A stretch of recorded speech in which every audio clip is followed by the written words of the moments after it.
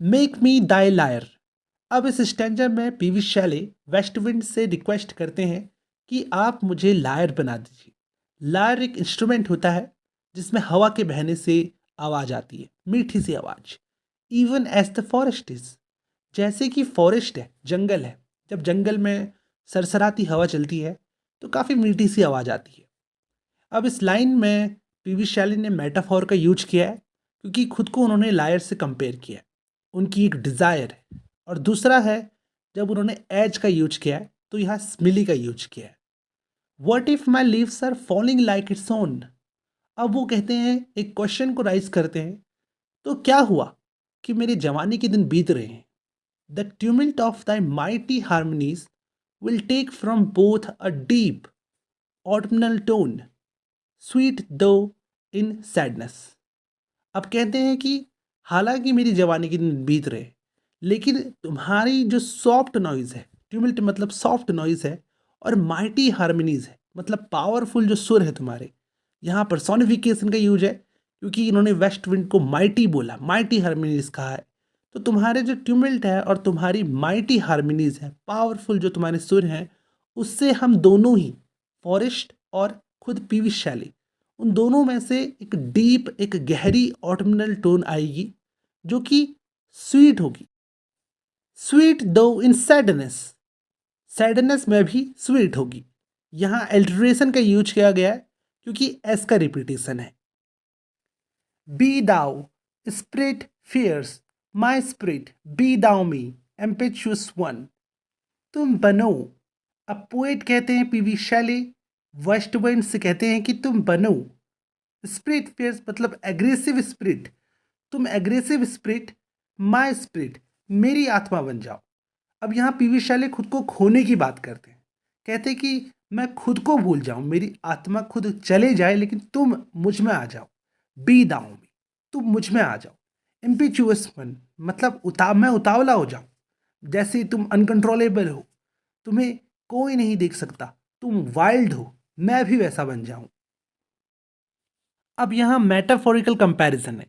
पहले तो उन्होंने वेस्ट विंड को स्पिरिट फियर्स कहा है और फिर उन्होंने उसको इम्पेचुअस कहा है, और पर्सोनिफिकेशन भी है कि वो वेस्ट विंड से कहते हैं कि तुम मुझ में आ जाओ, यानी कि एक इंसान बन जाओ। तो यहाँ ह्यूमन क्वालिटी एक्सप्रेस की है, तो यहाँ पर्सोनिफिकेशन का भी यूज किया गया है। अब आप लोगों को पता ही है कि पीवी सेल एक रेवोल्यूशनरी पोएट थे। तो आगे की दो लाइंस में देखिए वो अपना रेवोल्यूशनरी बिहेवियर दिखाते हैं। वो कहते हैं कि drive my dead thoughts over the universe like withered leaves to quicken a new birth. वो कहते हैं कि मेरे डेड थॉट्स को, मेरे विचार जो अब मर चुके हैं ना, पहले से बहुत अच्छे थे, उन्हें तुम यूनिवर्स में बिखेर दो, उड़ाकर ले जाओ और उन्हें बिखेर दो ताकि वो नया जन्म ले सके। अब डेड थॉट्स कौन से, जैसे कि उन्होंने मार्च 1811 में लिखा था नेसेसिटी ऑफ एथीज्म, जिसकी वजह से उन्हें यूनिवर्सिटी से एक्सपेल्ड कर दिया गया। तो ऐसे जो विचार हैं अब डेड थॉट्स बन चुके हैं।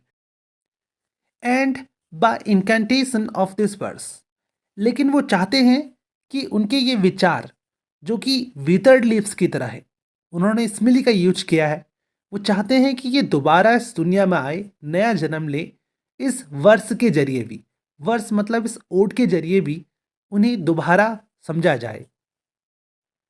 Scatter, as from an unextinguished hearth ashes and sparks, my words among mankind's be through my lips to unawakened earth. अब आगे पीवी शैली कहते हैं कि सारी पत्तियां बिखरो, जो सारी पत्तियां मेरे विचार हैं वो सब बिखरो, पूरी दुनिया में बिखरो, और किसी चूल्हे में जैसे कुछ एशिश और कुछ स्पार्क्स, मीन्स कुछ राख और कुछ चिंगारियां उड़ जाती हैं, उसी तरह से तुम मैनकाइंड के बीच में, पूरी इंसानियत के बीच में, पूरी मानव जाति के बीच में मेरे विचार फैल जाओ। Be through my lips to unawakened earth, और इस सोई हुई धरती तक पहुंचो। इस स्टैंजा में शुरुआती लाइन में स्मिली का यूज किया गया है, जब स्कैटर एच का यूज किया है। तो यहां जब कंपैरिजन हुआ है तो स्मिली का यूज है। The trumpet of a prophecy, o wind. अब यहाँ एपिस्ट्रॉफी का यूज करते हुए पीवी शैले कहते हैं कि तुम एक ट्रम्पेट हो, अब यहाँ वो ट्रम्पेट कहते हैं वेस्ट विंड को, एक अगेन मेटाफोर है और एपिस्ट्रॉफी भी है। O wind, if winter comes can spring be far behind. तो वो कहते हैं कि अगर ये विंटर का मौसम है, मीन्स अगर ये परेशानियों का मौसम है, can spring be far behind, तो क्या स्प्रिंग का मौसम बहुत दूर है? ऐसा बिल्कुल नहीं है, स्प्रिंग का मौसम भी जरूर आएगा।